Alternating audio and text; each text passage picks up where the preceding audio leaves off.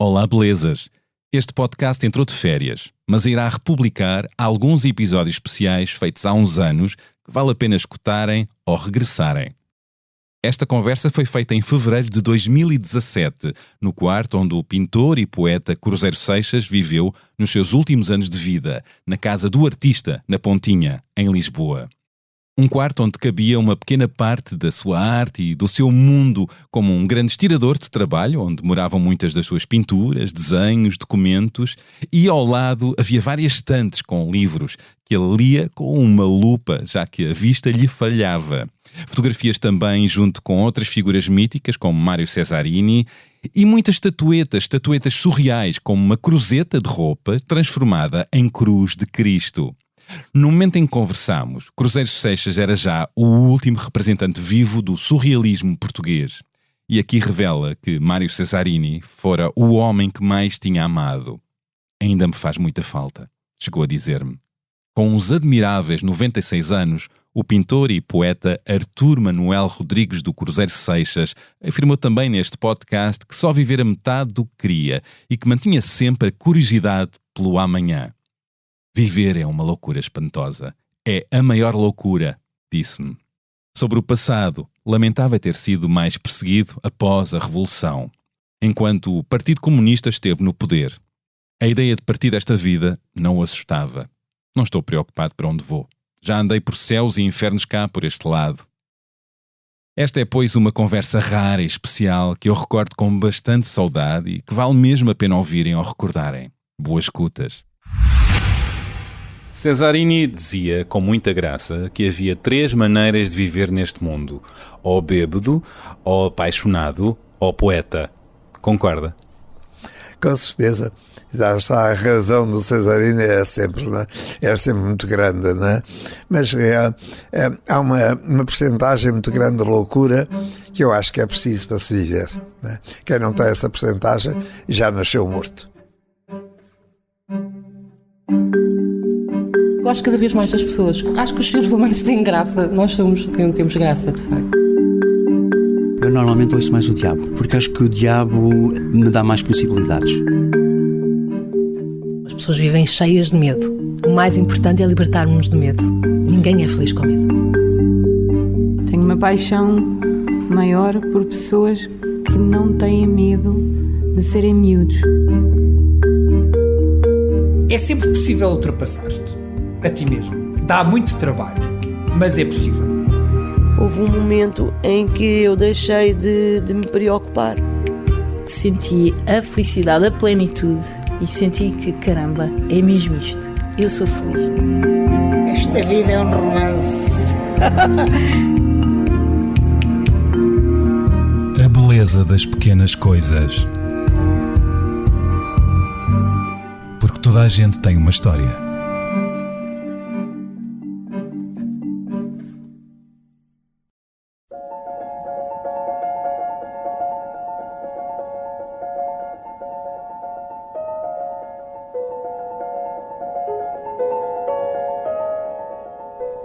Houve uma frase que me ficou na cabeça depois de ter visto o documentário As Cartas do Rei Artur, uma obra de Cláudia Rita Oliveira, sobre o pintor e poeta Cruzeiro Seixas e a sua relação com Mário Cesarini. E a frase ecoa assim: sinónimo de vida é desencontro. E são tantos os desencontros que todos vivemos e que podiam ter sido outra coisa se acontecessem noutra altura, com outra maturidade ou sabedoria. Vivemos para errar e acertar. Faz parte. No filme sobre a vida de Cruzeiro Seixas, que ganhou o prémio do público no DOC Lisboa 2016, permanece acima de tudo uma enorme saudade do amigo Cesarini, que lhe deixou uma ferida de ausência. Nesse documentário, Cruzeiro Seixas estabelece um diálogo com o companheiro que partiu e desvela as memórias de uma vida marcada por um amor e uma amizade que começou na adolescência e sobreviveu até à velhice. Constrói-se assim o retrato, a memória e a saudade daquele que é o último representante vivo do surrealismo português, Artur Cruzeiro Seixas, hoje com os invejáveis 96 anos. Na década em que o surrealismo começava a esboçar os primeiros traços com o Manifesto de André Breton, Cruzeiro Seixas nascia na Amadora, em dezembro de 1920. Mais tarde, nos anos 40, tomou para si esta corrente estética e de pensamento, dedicando-lhe a vida inteira, com Mário Cesarini, António Maria Lisboa, Mário Henrique Leiria, Pedro Home, Fernando José Francisco, entre outros, com quem organizou a primeira exposição do antigrupo surrealista português, um grupo que marcou fortemente a arte contemporânea portuguesa. Em 1975, Cruzeiro Seixas afastou-se de Cesarini, porque é sempre difícil permanecer demasiado perto de alguém com tanta luz, sem sermos apenas sombra e eco. O reencontro entre os dois deu-se muitas décadas depois, em 2006, numa homenagem que a Galeria Perve lhes dedicou, junto com o pouco lembrado Fernando José Francisco. Nesse mesmo ano, Cesarini morreu. Se o tempo andasse para trás, teriam os dois feito muita coisa diferente? Talvez, mas seriam sempre livres e errantes, porque isso estava-lhes no sangue. No filme As Cartas do Rei Artur, Cruzeiro Seixas revela a troca de correspondência que estabeleceu com Cesarini ao longo de décadas e chega a revelar com uma desarmante franqueza que se assusta com o drama de não ter com quem conversar. O pior da velhice é a solidão. E diz-nos ainda sobre algo igualmente perturbador e também enigmático. Não vivi, mas deixo documentação desse não viver. É no seu quarto, na casa do artista, onde vive atualmente, em Lisboa, onde começamos esta conversa. Para mim, uma enorme honra e privilégio. Olá, mestre Cruzeiro Seixas. Muito bonito tudo o que diz, agradeço imenso. Eu estou numa altura da vida em que já não tenho nada para dizer, está tudo feito, o que era possível fazer-se, não é? Vamos falar sobre isso, sobre o tanto que foi feito e o tanto que tem vivido. Antes de mais, obrigado por me receber. O que é que quis dizer com a afirmação não vivi, mas deixo documentação desse não viver? O que é que não viveu? Há uma experiência que eu não tenho na vida, é a experiência de ter dinheiro, por exemplo. E isso foi uma experiência absoluta, porque eu estive empregado desde os anos 40. O meu primeiro emprego, está dito já em diversas outras entrevistas, foi durante a guerra havia racionamento, portanto isto mostra, está datado, não é? Havia racionamento e eu era empregado do racionamento, né? E depois, quando foi na nossa primeira exposição, quando começámos a unir uns aos outros e a ter consciência daquilo que fazíamos, eu estava empregado, né? Todo o dia, prisioneiro todo o dia, de maneira que isso dificultou muito a minha vida. O seu percurso? O meu percurso, nunca conseguiu metade só daquilo que quereria viver, não é? Só metade? Só metade, talvez. A outra parte que ficou por viver seria feita de quê? Ou vivida como? Nem sei, mas a imaginação sugere-nos coisas que nós não sabemos bem o que são, não é? Elas vão por aí fora e nós, a imaginação é uma maravilha. Como é que se imagina? Como é que se imagina se tivesse vivido aquilo que diz não ter vivido, o que ficou por viver? Naturalmente tinha estudado mais, não é? Sabes que eu não frequentei sequer o liceu. É? E a António, eu não tirei o curso das Belas Artes, não é? Conheceu o Cesarini na António Arroio, onde começaram também, ambos, não é? Mas claro, depois todos eles estavam livres e tinham dinheiro e fizeram cursos, não é? Diversos, não é? Ou estudaram, não é? O mestre não. Eu não foi possível nem fazer o liceu nem nada disso, não é? De maneira que noto muito essa falta, não é? Eu, por exemplo, hoje quem não sabe inglês está quase fora do mundo, não é? E faz muita falta o inglês, não é? Que nunca tive a ocasião de aprender. Nunca conseguiu viver só da sua arte? Da minha arte é que eu nunca vivi, porque eu nunca soube vender, não é? E arranjei as coisas de maneira a que fui sempre roubado nas vendas que foram feitas e no tempo em que trabalhava muito, em que pintava, em que desenhava e que entregava as coisas a um pseudo-amigo qualquer, não é? Que faria a venda, que depois não fazia ou fazia em sua vantagem, não é? Na sua vida conheceu muitos desses pseudo-amigos? Pelo menos 2 pessoas estão marcadas, não é? Por uma má razão, não é? Por má razão, claro, não é? Por muito má razão. Não é? Mas também, no entanto, essas pessoas são livros abertos que nos vêm ensinar o mundo, não é? Ensinam-nos muita coisa. Nós aprendemos alguma coisa com elas, não é? Sobre a natureza humana, não é? É a força da natureza humana, não é? E a falta de não sei, mas de humanidade de certas pessoas, não é? O homem é naturalmente mau ou é naturalmente bom? É uma conversa que se vai arrastar enquanto houver vida, naturalmente, não é? Porque nós não sabemos nada do que o homem é ainda hoje, não é? Cada século, e nós estamos numa altura realmente terrível, desafiante, de quem espera um mundo novo, de quem está a acontecer qualquer coisa muito estranha em todo o mundo, que nós não sabemos a medida dela, não é? Eu, por exemplo, que já estou tão cansado da vida, por um lado queria me ir embora, mas por outro gostaria imenso de estar cá daqui a 50 ou 100 anos a ver o que é que vai acontecer, e na tanto 50 ou 100 anos não era nada. Mantém essa curiosidade do que é que vem aí, do que é que vem amanhã? Tenho imensa curiosidade, não é? É aí que reside o segredo da sua energia, da sua jovialidade? Não, hoje já me é, de certa maneira, na verdade, indiferente o que vai acontecer. Mas não deixo de ter muita curiosidade de saber o que vai acontecer, não é? E ter medo que seja pior, não é? Que vá piorar em vez de melhorar. E esse medo andamos todos a ter, não é? Nós todos temos realmente muito medo, naturalmente, segundo a nossa consciência, uns mais do que outros, não é? Sobre si, Cesarini dizia que tinha o cérebro dividido em 2. Metade era luz, a outra metade é uma confusão que não se percebia nada. Reconhece neste retrato feito pelo seu amigo? O Mário tinha sempre razão, mesmo quando não a tinha. Era realmente genial, não é? E claro, não se encontra 2 mais Cesarinos durante uma vida inteira, não é? Nem 2 Cruzeiros Seixas, não é? Não se compara. Eu sou um tipo que, não sei, mas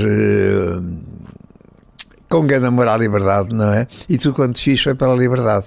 Foi tendo a liberdade ao meu lado a ajudar-me a subir, a descer e aos tombos pela vida fora, não é? É um dos pontos que o unia ao Cesarini. Naturalmente, sim, naturalmente. E a beleza também, não é? O gosto pela beleza, não é? É. A sua cabeça é assim, anda entre 2 polos, luz e sombra, luz e uma grande desarrumação? Eu acho que é a desarrumação completa, eu não consigo já acertar, não é? Agora, espero que havia ainda uma capacidade enorme de sonhar, e imensos sonhos de edições e de coisas que podiam fazer, com o pensamento não de me glorificar, mas de poder ajudar os outros. É isso que eu gostaria de fazer, de conseguir. E por vezes conseguiu? Sente isso olhando para trás? Não sei, há pessoas que dizem que sim, que lhes foi útil aquilo que eu fiz, não é? Eu acho que foi pouco, não é?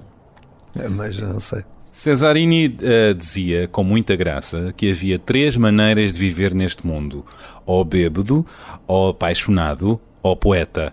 Concorda? Com certeza. Já está a razão do Cesarini é sempre muito grande, não é?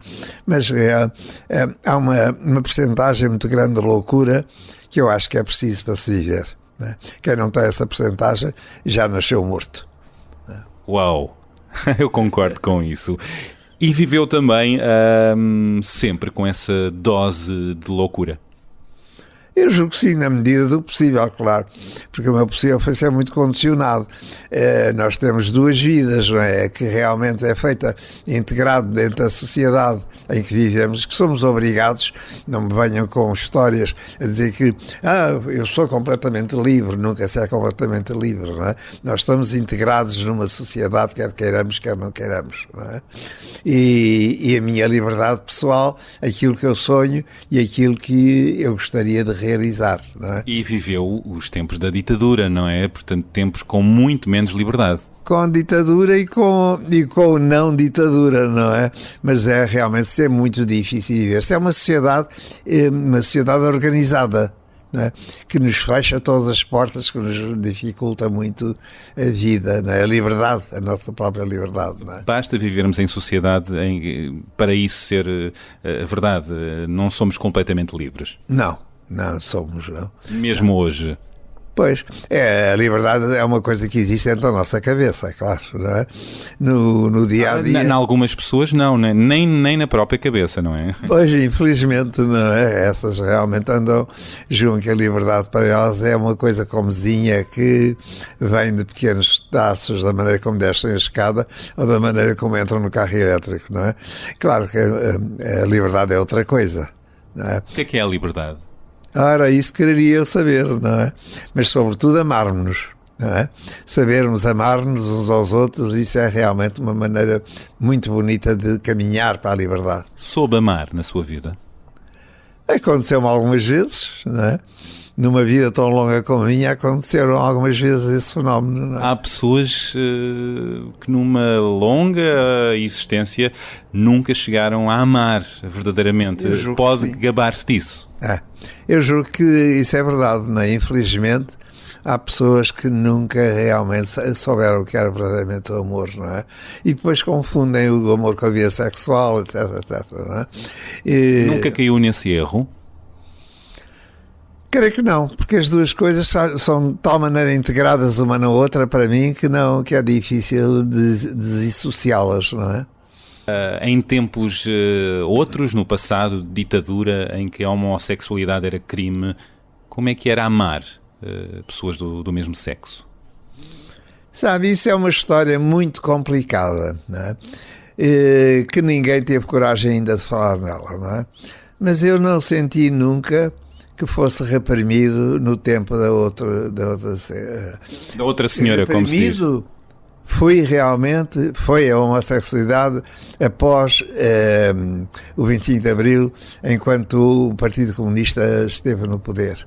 É? Sentiu-se mais reprimido depois do 25 de Abril? Nunca tinha sido assim. Nunca tinha sido. O que é que mudou então? Porque antes era crime, não é?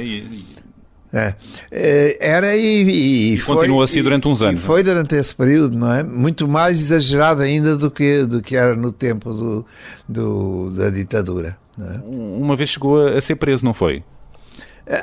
Isso é uma coisa vulgaríssima, não é? Sim, foi preso. Era uma armadilha que estava armada pela polícia, não é? Justamente nesse tempo, não é? E passei uma noite na prisão. Mas apesar de a homossexualidade ser crime nessa época, não amou menos por causa disso. Não amou menos, não deixou de viver por causa disso. Não, pelo contrário. Não? O que é realmente uma prova de vida, se eu não lutasse contra aquilo que está estabelecido, é que estava morto já. Não é? A vida só se define quando lutamos contra aquilo que está estabelecido. Não é? E o amor é uma das maiores forças da natureza, não é? Sim. O amor, o desejo. Principalmente o amor homossexual, evidentemente, não é? O que é que quis dizer quando afirmou que sinónimo de vida é desencontro? A vida é feita mais de desencontros do que encontros? Pois, isso já está referido nesta dificuldade que nós temos de seguir um caminho, porque é a própria estrutura do próprio Estado que nos oprime, não é? Nós, quer queiramos, quer não, estamos integrados dentro do Estado, não é? Depois, nós próprios, dentro de nós, há medos, há convicções que nos vêm através de amigos, não é? Amigos entre asteriscos, não é? E que não vais por aí e vê lá, não é? Aliás, o José Régio refere muitas vezes isso, não é? Não vais por aí, dizemos amigos, não sei o que mais lá. Há um poema muito belo dele nesse sentido, justamente, não é? E é na gestão desses encontros e desencontros onde a vida pode ser melhor ou pior vivida? A vida pode ser melhor vivida, naturalmente, quando nós somos arrojados, não é? E fazemos coisas que a sociedade não permite, não é? Ou se escandaliza se são feitas, não é? Mas isso, está claro, não se passa só com a vida sexual, isso passa-se, por exemplo, no campo da cultura, não é? Nós em Portugal estamos atrasados pelo menos 100 anos na cultura, não é? Não hoje ainda, não é? As pessoas ainda olham para um quadro e dizem, riem-se, acham engraçado, não sei, a grande maioria. E percebem pouco. E não percebem nada. Ou não se interessam também. Também não querem perceber. Então, está claro, o quadro que eles gostam é uma cabrinha a passar numa ponte, não sei o que mais, e uma árvorezinha em flor. Não é? Ou o menino da lágrima. E o menino da lágrima, pois é. Esse clássico. Coisas dessas, não é? Queridíssimo Artur Manuel, a tua carta. Sei que te devemos graves obrigações, o que me impus 2 ou 3 importantes tarefas em relação a ti. Uma, os teus poemas escritos. Outra, o teu mundo infinito de desenhos, de pinturas, de objetos, o teu amor.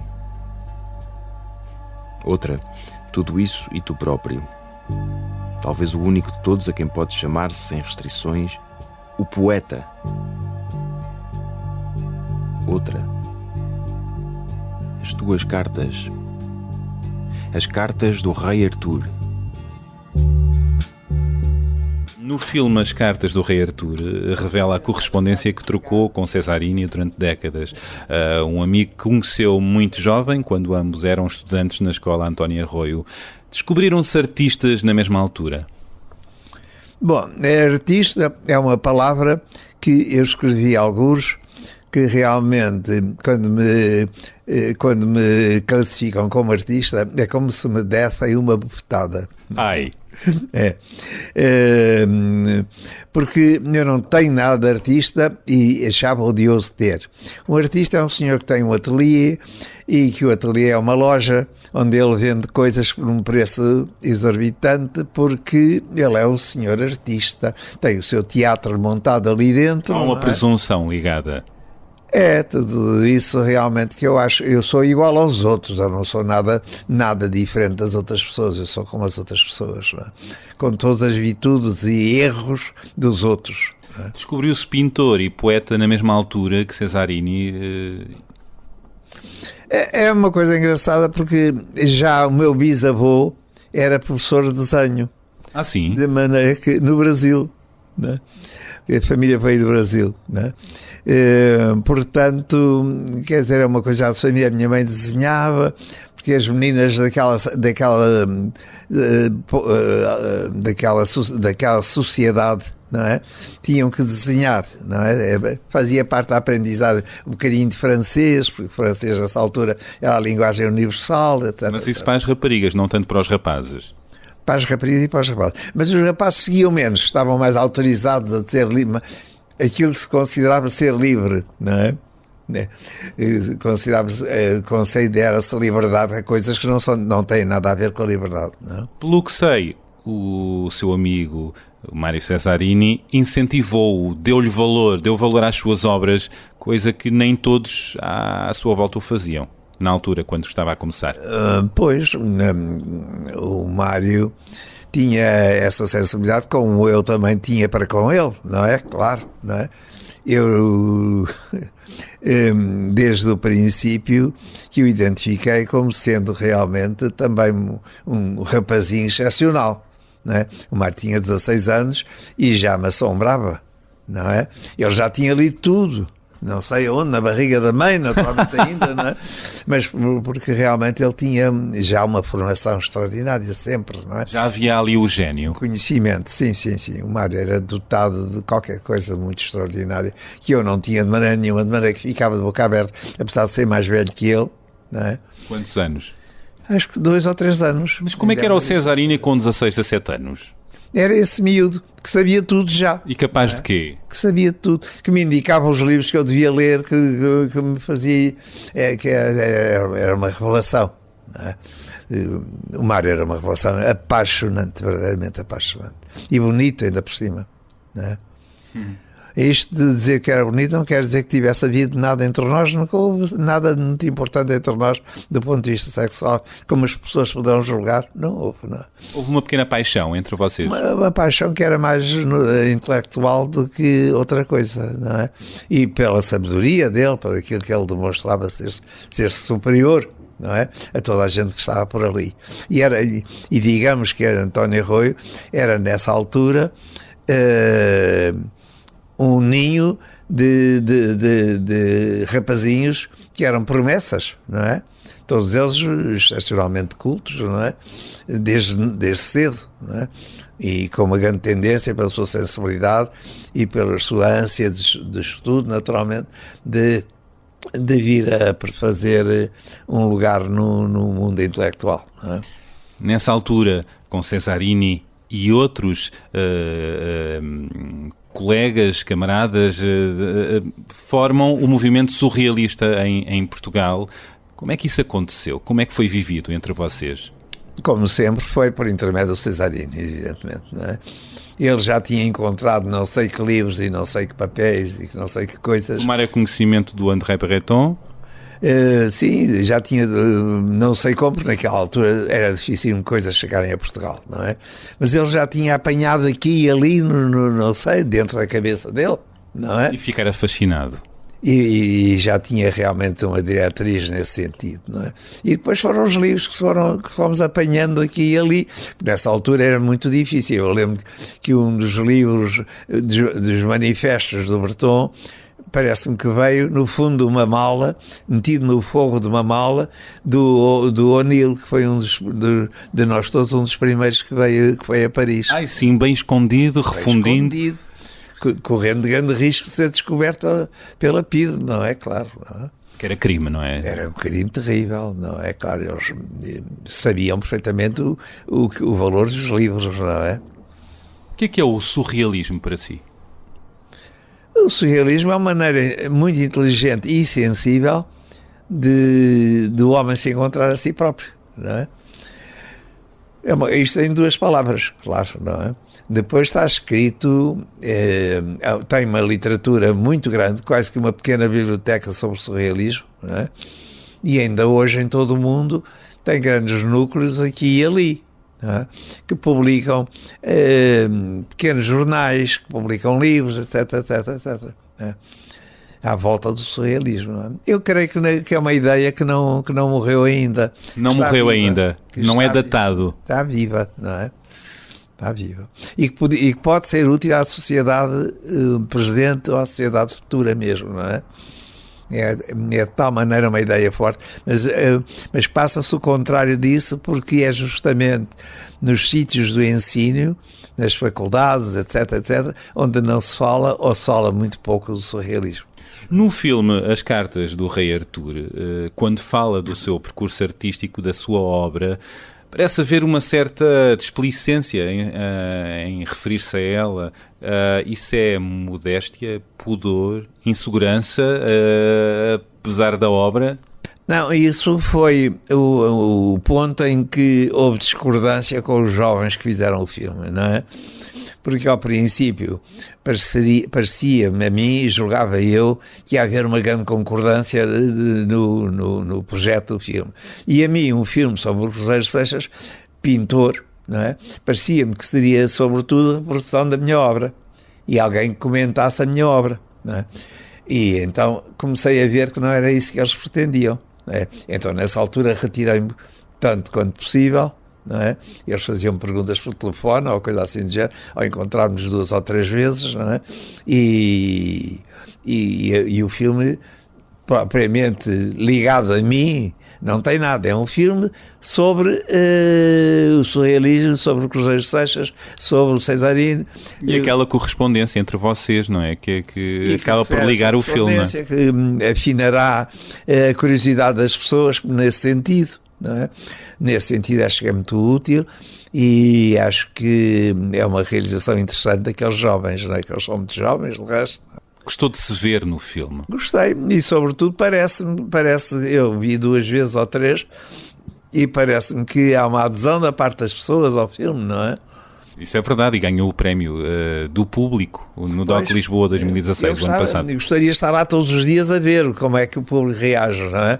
No outro dia foi um bocadinho desconsolador, porque me falaram no Porto de uma sessão em que haviam jovens que se manifestaram muito como homossexuais, não é? De uma maneira desagradável, aos beijos, ou não sei o que, a fazer um pequeno escândalo seu, não é? E isso não é nada aquilo que está de acordo com o filme, não é? Não, o filme não tem nada disso. Eu já cheguei a um estado que é o estado que me é possível, não é nenhum estado de transcendência, que realmente já não é a saída que me interessa. Interessa-me o labirinto em si. Em toda a minha vida tem sido andar a bater com as cabeças dentro desse labirinto. E não propriamente procurar a saída. A saída, quando descobrimos, passamos para outro labirinto. O que passa no filme, além da sua obra e da obra do Cesarini, essa vossa ligação, essa sensibilidade que vos uniu, é a saudade. Parece que há, acima de tudo, uma enorme saudade e um amor que sentia e que sente por Cesarini. Dizem que saudade é uma palavra portuguesa, não é? Há o fado, etc., essas coisas todas. Naturalmente há uma saudade de um outro mundo e a imaginação é saudade, não é?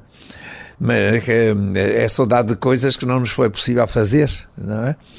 De maneira que isso, com certeza, que há, e será talvez muito português, apesar de tudo, não é? O que não quer dizer que nós não tenhamos grande aceitação, amigos, alguns interessantes, e que têm permanecido amigos desde há anos, por exemplo, na Holanda, não é? No grupo surrealista holandês, etc. Figuras do grupo surrealista do Brasil, etc, por aí fora, a gente realmente... Olha, este, por exemplo, é um checo. Estava a apontar para um quadro aqui na parede. Por trás escrito homenagem a Cruzeiro de Seixas. Ainda sobre o filme, há arrependimento desse corte que às tantas acontece na vossa ligação entre si e o Cesarini? Esse arrependimento é tanto arrependimento como o contrário do arrependimento, não é? Porque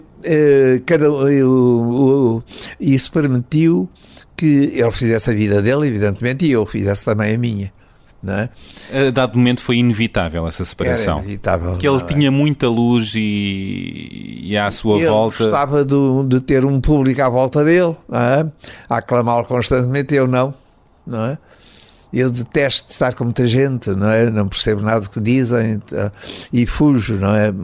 Mas é que nisso, daí para diante já éramos completamente diferentes, não é? Se ele fosse vivo agora, havia algo que ficou por lhe dizer, que lhe diria agora? Tudo, está tudo por dizer, não é? Você falou numa coisa que eu não posso falar, eu não posso sentir sem grande emoção. Se ele fosse vivo, que abraço seria o nosso. Faz-me muita falta ainda. A saudade. De quem parte e que nós gostamos fica sempre connosco, não é? E essa memória. Cesarini dizia no filme Autografia, o filme de Miguel Gonçalves Mendes, realizado em 2005, que o amor é o único contacto que temos com o sagrado. Concorda? Completamente, claro. Não é? O amor é uma coisa superior, não é? Quando consegue realmente ser amor, não é? Quer dizer, há um momento em que duas pessoas se cruzam na rua, por exemplo, e há um toque no olhar. Isso é uma coisa genial. É mágico, é então, o tal sagrado. Esse momento desse toque que nós sabemos que aquela pessoa tem qualquer coisa a ver connosco, não é? E nós com ela, não é? É uma coisa rápida, de um milésimo de segundo, não é? Mas é o suficiente. Isso é sagrado, não é? É uma coisa linda. Eu repito a pergunta que foi colocada a Cesarini. Quem é que amou mais na vida? Sabe? Bom, naturalmente, o Cesarini foi uma das pessoas mais amadas por mim. Também os meus pais, que realmente me deram sempre, só encontrei apoio da parte deles, não é? E exemplo de viver elegantemente, sem dinheiro, mas sempre elegantemente e sempre com respeito pelos outros, não é? E isso devo-lhes isso, não é? Uma fase marcante na sua vida é aquela passada em África, onde viveu durante 14 anos com os seus pais, não é? O que é que fica na memória de mais forte desses tempos? Quer dizer, o descobrir como aquela gente tinha direito à liberdade, não é? Que era uma coisa horrível ver milhares de pessoas, não é? Ou milhões, não sei, não é? Mas completamente escravizadas. Vivia-se a escravatura, não é? Havia os brancos e os pretos, não é? Escravizados. Os pretos, estou a referir aos pretos, não é? Que viviam completamente escravizados, não é? Como escravos a apanhar em pancada sempre que se aprecia um branco por qualquer razão, não é? Eram sempre eles que eram os ladrões de tudo, não é? Quando os grandes ladrões eram os brancos que estavam ali a roubar, não é? E que estavam na terra deles, não é?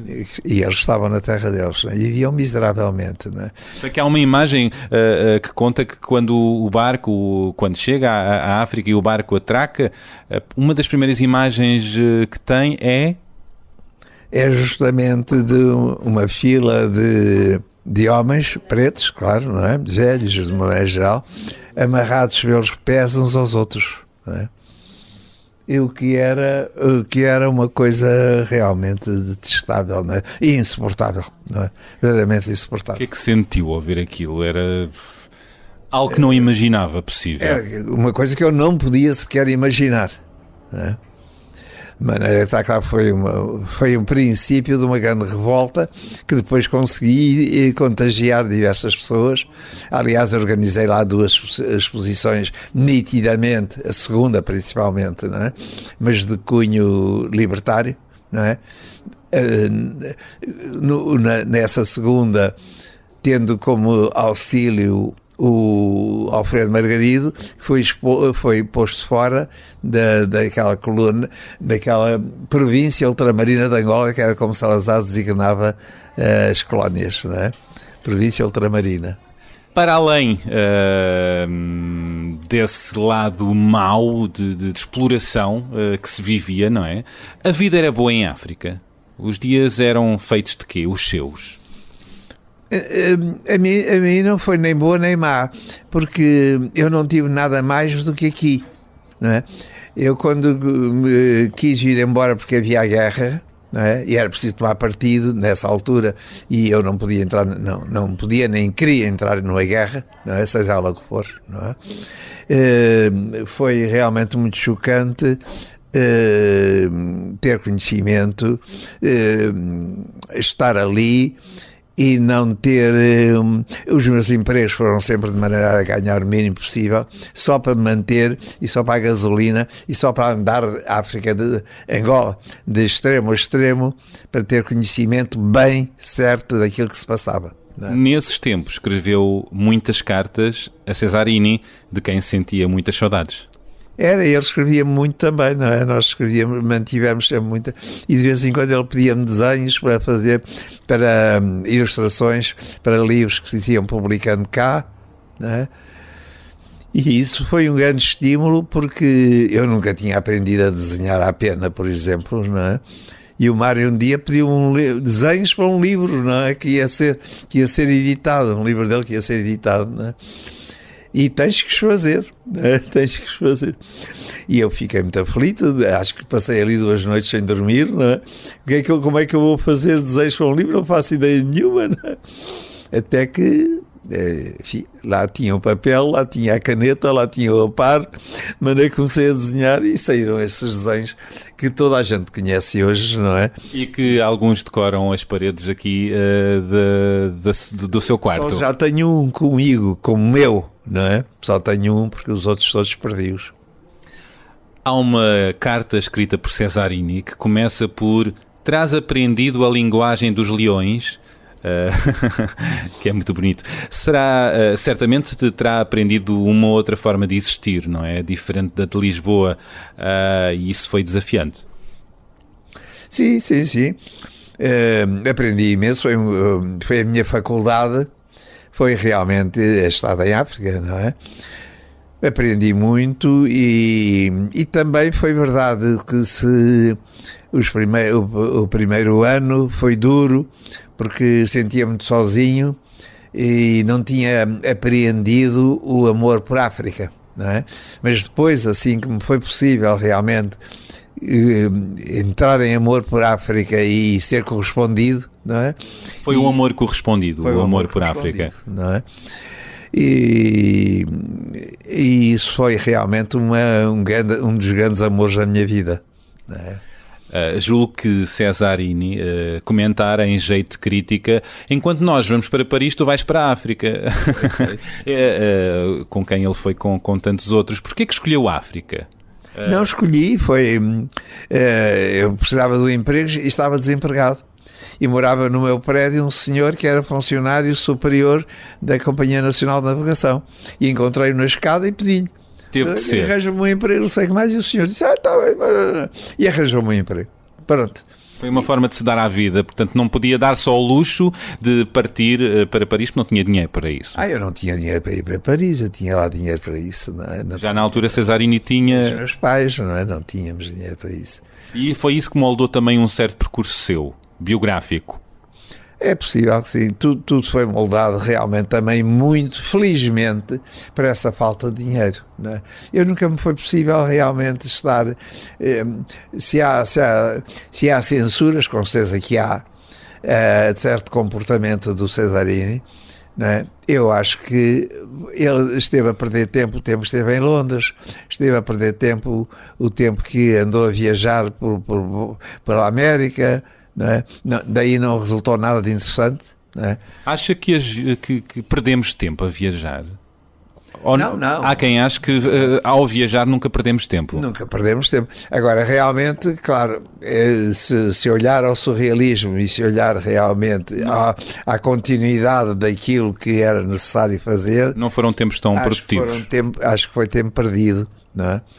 Essas viagens que o Cesarini fez. De resto, pagou uma viagem a Londres para eu ver Londres, não é? Para eu para me integrar. Eu não gostei nada de estar em Londres. Não gostou? Não. Então, porquê? Não. Eu gosto mais de Paris. Eu sou mais antigo, não é? Mais clássico, então, nesse aspecto. Sabe, estas coisas são de modas, não é? Há modas, não é? No meu tempo, Paris era o centro do mundo, não é? Centro geográfico até, não é? E hoje não, hoje realmente é moda Londres, as pessoas são doidas por Londres, não é? Daqui a um tempo as pessoas são doidas por Nova Iorque ou por não sei onde. Já são, não é? E já são, não é? Ainda sobre a África, no filme conta uma paixão que viveu com um rapaz e que terminou porque ele o encostou à parede, entre aspas, ou viveria com ele ou com os seus pais. Escolheu os pais. Disso não se arrepende. Não.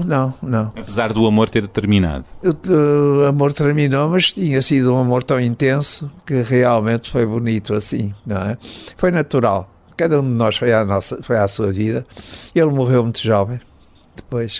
Pouco depois morreu muito jovem. Era mais novo que eu e morreu muito jovem, enfim. E acabou. Há desenhos dele, não é? Muito interessantes, que era engraçado, seria interessante, não é? Isso é uma das grandes faltas aqui neste país. era um editor a sério que editasse realmente álbuns de alguma pintura que se fez aqui. Não há. Não há. Regressou a Lisboa, depois de África, dirigiu a Galeria São Mamede e revelou artistas como Paulo Rego ou Mário Botas. Esses tempos também foram tempos interessantes, estimulantes. Apaixonantes, não é? Foi apaixonante. Esse tempo da Galeria São Mamede, o dono da galeria, o Pereira Coutinho Pai, deu-me toda a liberdade e foi possível realmente montar exposições numa posição absolutamente aberta contra a teoria dos géus de França, não é? De maneira que as pessoas que eu apresentava eram aquelas que ele não gostava, não é? A Paula Rego fez lá as primeiras exposições, de resto, num dos livros dela em inglês, vem isso, ela escreveu mesmo isso, não é? Que foi o Cruzeiro Seixas que ela lançou. E isso enche-lhe de orgulho? Tenho, porque ela é muito boa artista, não é? Depois o nosso relacionamento não se tem mantido tão caloroso como naquele tempo, mas o tempo decorreu e hoje ela é uma grande artista internacional e vive sempre em permanência em Londres, não é? De maneira que está claro, é natural que não nos encontremos tanto quanto nos encontrávamos. Mas aprecia-lhe a obra e o gênio, não é? Sim, e ela diz que fui eu que a ajudei muito, não é? Ela mantém essa afirmação. Como é que a conheceu, a Paula Rego? Já não lhe sei dizer propriamente como é que a conheci, mas encontrávamos muito, éramos muito amigos, eu ia muito almoçar à casa dela ao Estoril, não é? E também ela nessa altura é casada com um inglês, com o Vic, que era muito bom rapaz, também bom pintor. E o grande amor da vida dela? Não é? Foi um grande amor da vida dela, agora tem outros, não é? Claro, não é? Mas o Vic morreu mas éramos muito amigos. Nós os três éramos muito amigos. Quer dizer, há uma história engraçada. Uma das vezes que eu lá fui almoçar a casa, a Estoril, a casa de jantar está dividida por um grande vidro que vai desde o teto até ao chão, não é? E ela sentava-me sempre à direita e eu, para dizer alguma coisa, perguntei-lhe: Paula, para que é que o seu avô fez este vidro? Foi o avô que fez a casa, não é? Para que é que o seu avô fez este vidro? Disparate. Ela fala assim, não é? Disparates do meu avô. Pôr ali passarinhos, imagino que disparate, não é? E eu então perguntei-lhe: e a Paula o que é que punha? Porcos!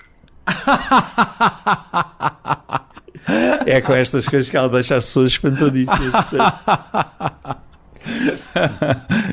Lá está, muito humor, e também esse humor se nota na obra dela, não é? Humor negro, não é? Negro e de tantas outras cores, não é? O humor aprecia o humor nos outros. Sim, com certeza, não é? Uma grande parte da vida tem que ser vista por humor negro. Se a virmos com o humor de outra cor, não resulta, não é? Não dá, não é? Porque por mais que se estique, não dá.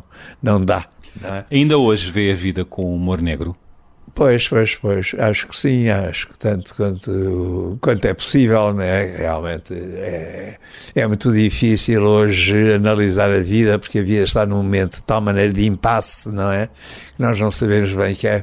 Hoje as pessoas tomaram de muita gente nova, tomou como exemplo a aldrabice, não é? E vive de aldrabices, não é? Os exemplos vêm de cima, não é? E tomaram e vivem, eles não percebem que estão a prejudicar-se eles próprios, não é? E que estão a perder o seu tempo, não é? Porque realmente com aldrabices ninguém faz nada a sério, não é? Na vida, não é?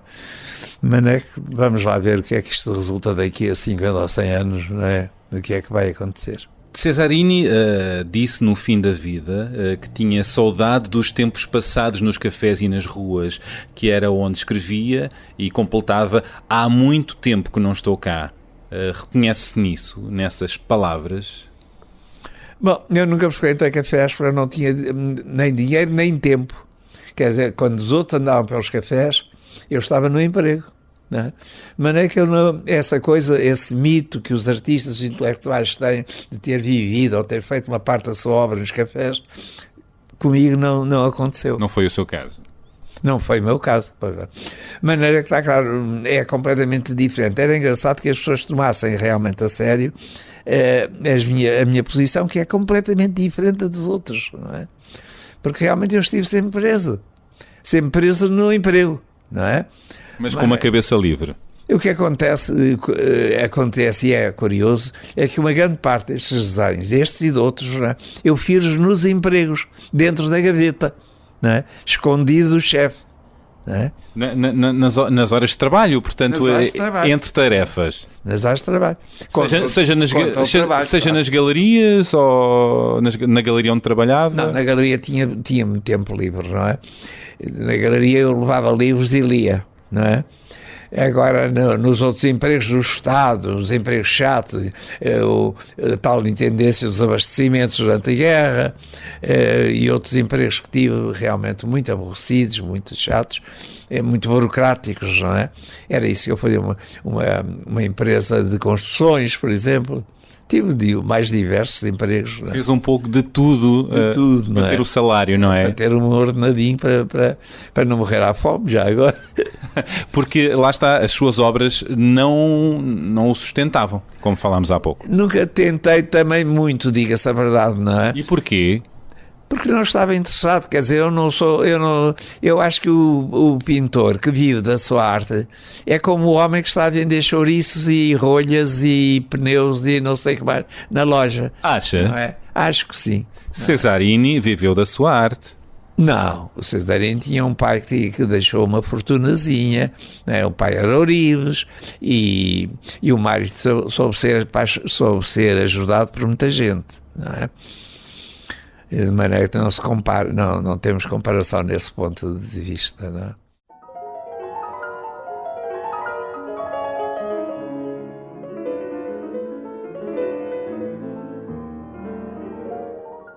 É um poema do Cesarini que me é dedicado e que se intitula Passagem de Cruzeiro Seixas em África. E o texto é o seguinte: este é o segredo para todos os usos: rapto, desobediência, exaltação e morte. É apenas isto. Seria interessante dizer a data, mas olha, não sei a data de cor. É um poema muito bonito, não é? Misterioso, como as coisas todas do Mário, não é? Mas tem palavras que eu gosto muito: desobediência, exaltação e a morte. Também estou à espera, calmaria, com toda a calma.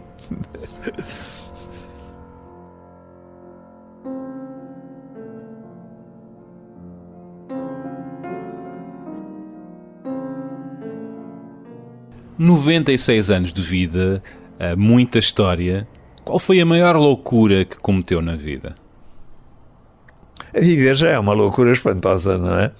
É a maior das loucuras. Agora, porque está claro, uma das coisas realmente que eu acho que é uma morte natural é o suicídio, não é? Nunca calhou realmente, até agora, que usasse esse processo, não é? Mas de toda a maneira é uma coisa apaixonante, não é? A ideia de suicídio, não é? Nós acabarmos quando queremos acabar. É uma ideia que o visita. Sim, porque não é? Estou à espera que, não sei ainda, não tenho projetos, não é? E não sei o que vai acontecer daqui para o futuro, mas com 96 anos eu sei lá o que vai acontecer amanhã, não faço ideia nenhuma. Mas eu perguntava-lhe qual foi a maior loucura que cometeu na vida. Conte-me uma. Talvez esse amor que referiu lá atrás, não é? Em África. Nós conhecemos, sim, mas esse amor já ia de cá de Portugal, não é? E conhecemos muito jovens, não é? E amámos-nos perdidamente, não é? Amávamos tanto que passávamos noites na Costa da Caparica debaixo de uma figueira, não é? Ah, é? Não tínhamos dinheiro para hotel, para quarto, para cama, e passávamos a noite abraçados debaixo de uma figueira nas dunas na Costa da Caparica, não é? Como era dunas são como divãs, como cantavam depois o GNR mais tarde. Realmente aconteceram coisas muito bonitas, mesmo depois, noutras ocasiões da vida, não é? Mas aconteceram coisas muito bonitas. Felizmente tenho muita vaidade nisso, sabe? Tem muita vaidade nas paixões que viveu? Tenho. Na maneira de contatar as pessoas, de as encontrar, sozinho sempre, não é? Nunca andei com gente atrás de mim a tomar conta de mim, não sei como é. Não, sempre sozinho, não é? E o tal olhar que aparece na rua de repente e que nós daqui a bocadinho estamos na cama ou estamos a declarar quando nos amamos, não é? E isso realmente é muito bonito. Sente mais orgulho na sua obra, nas suas criações ou nos amores que viveu? Eu acho que uma coisa faz parte da outra, não é? As duas coisas encontram-se com grande força e com grande razão, não é? Porque uma não existia sem a outra, não é? E isso Foram ambas vividas com paixão, não é? As minhas coisas, aquilo que eu desenhei e pintei é sobretudo paixão e é sobretudo poesia, não é? E um amor sem poesia não é amor, não é? E poesia sem amor não é poesia. Claro, não é? Pois é.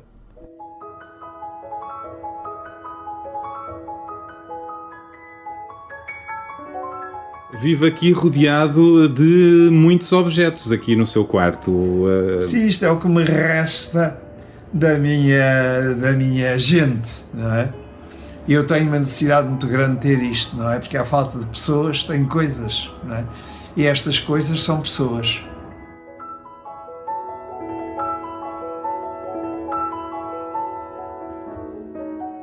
Este é um dos objetos que me parece mais explícito de todos os meus objetos, não é? É evidentemente um Cristo colocado numa cruzeta de guarda-fato, não é? Para guardar os fatos, não é? E chama-se cruzeta para sacerdotes em viagem. Esta é uma fotografia do Cesarini e minha, não é? Na escada do solar do Teixeira de Pascoais. Nós tínhamos passado a noite lá em Pascoais e estávamos amoados, já não me lembro por que razão, não é? Mas estamos a olhar um para o outro com ar de desafio. Bons tempos.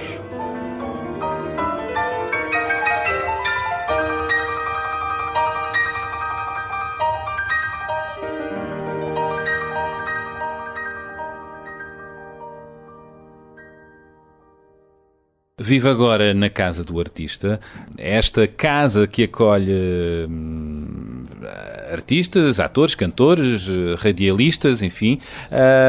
Como é que são os seus dias aqui? São muito tristes porque não encontro ninguém com quem conversar. Pois, isto que eu referi há pouco, há solidão agora aqui. Muito grande mesmo, não é? Não encontro com quem conversar e passo os dias sozinho, com o acréscimo de estar praticamente cego, não poder ler uma linha, não é? E não ter quem me venha ler, a não ser uma jovem, mas de borla, não é? Vem uma jovem? Vem uma jovem, uma vez por semana ou 2 vezes por semana, ler um bocadinho, não é? O que é que lhe pede para ela ler? O que é que eu posso exigir de uma pessoa que realmente não é quem não pago? Muito pouco, não é? De maneira ela lê-lhe o quê? Lembro-me coisas que me chegam constantemente. Olha, por exemplo, agora tive uma oferta de 2 livros, de 2 catálogos da exposição do Bosque que está em Madrid, no Prado, não é? Que é uma exposição verdadeiramente apaixonante, acho eu. Tive imensa vontade de a ver, não tive dinheiro para a vir visitar. E 2 amigos espanhóis, não portugueses, não é? Quero repetir, espanhóis, mandaram-me catálogos dessa exposição. Os catálogos são enormes, são catálogos lindíssimos. Não é? Ainda tem amigos vivos dessa qualidade? Apesar de tudo, não é? E não consigo quem leia. Não, quer dizer, quem me leia é muito difícil, de vez em quando leio um bocadinho, não é? E eu estou ali com o catálogo diante de mim, enorme, não é? E sem poder ler é uma coisa desesperadora, não é? Quais são os seus prazeres hoje? Os prazeres é uma coisa que eu já não tenho há muito tempo, não é? Mas quando eu recebo, olha, por exemplo, ter esses amigos espanhóis que mandaram esses catálogos. As cartas são sempre um prazer receber. As cartas, não é? Há um amigo brasileiro, por exemplo, que me escreve e que até publicou um livrinho sobre as cartas que eu lhe escrevo lá no Brasil, não é? E coisas assim que vêm de vez em quando e que são realmente apaixonantes para mim, neste vazio enorme que é a minha vida hoje, não é? Sem ver, não é? Não vejo nada, não é? E tenho a idade que tenho, claro, não é? O pior da velhice é a solidão. A solidão é terrível, não é? A solidão é terrível. É? Quando não somos nós a conquistá-la, claro, não é? Quando somos nós a conquistá-la, é um dever nosso, não é? Saber conquistar a solidão é das coisas mais difíceis e mais belas que há. Agora, realmente, quando ela é obrigada, é muito mau, não é? É como estar preso, não é? O que é que faz um preso numa cela, não é? É terrível. Falemos de música. Tem músicas da vida. Contou-me que o Cesarini lhe deu a conhecer, por exemplo, Ravel. É verdade? O Mário gostava muito de Ravel, não é?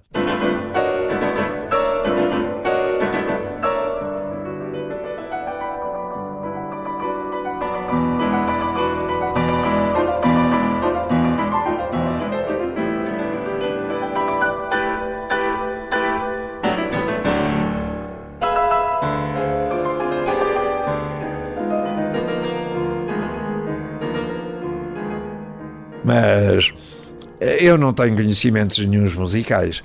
Simplesmente o Mário tinha muitos ao princípio, principalmente quando era mais novo, não é? Depois também passou. Mas ele estava indigitado para ser um grande músico, não é? E ele tocava piano bem, não é? Ele tocava bem piano. Não era o seu caso? Não.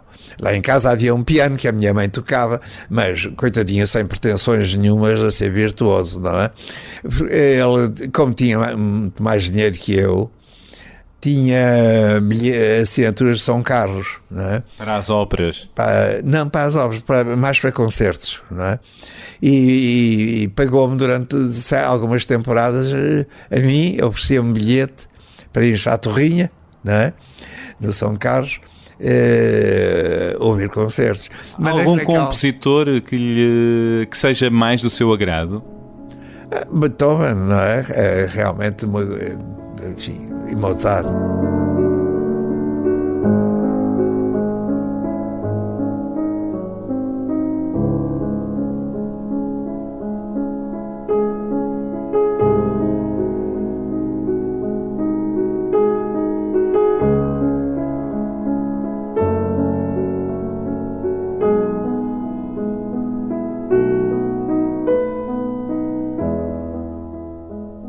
Aqui no quarto não houve música, a música não o acompanha. Na televisão, mas aquilo, a música é para se ouvir com os escutadores, ou para se ouvir na orquestra mesmo, não é? Ao vivo. Intermédio de gravações e não sei o que mais.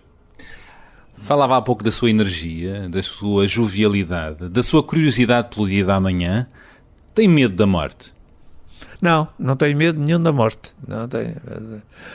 Sabe, realmente... Essa história bonita de nós irmos ao céu, para o inferno, não sei o que mais, não me toca nada. Não me toca. Não é? De maneira eu já andei tanto por céus e por infernos cá por este lado, não é?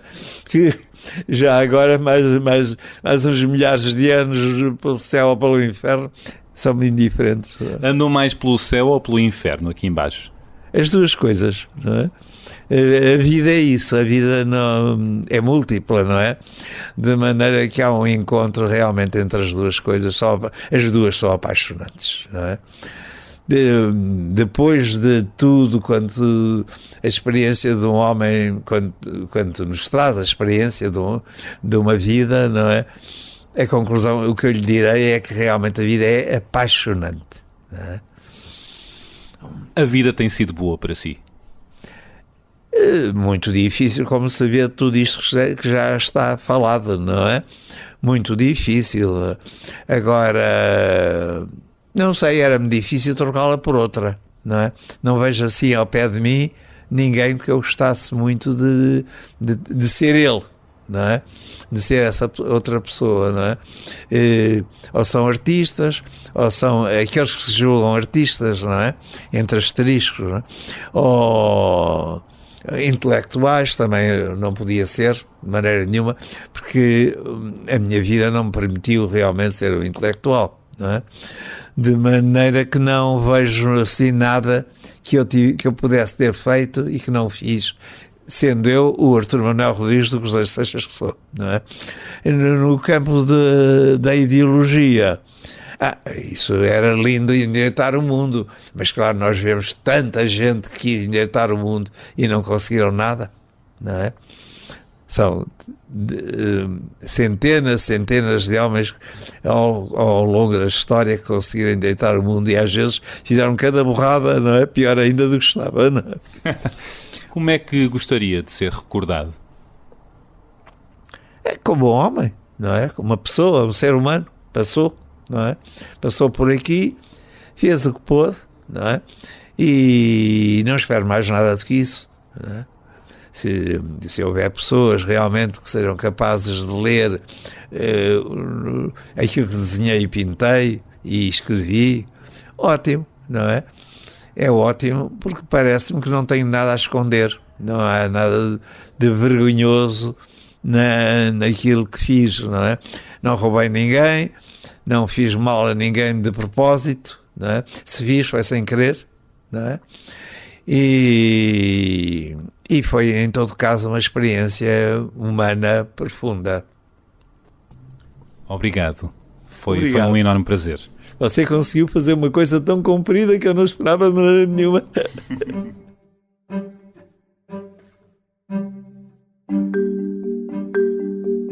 E já sabe, todas as sextas-feiras há um novo episódio no site do Expresso. Estamos também no iTunes e SoundCloud, onde pode assinar, comentar e classificar. Contamos consigo.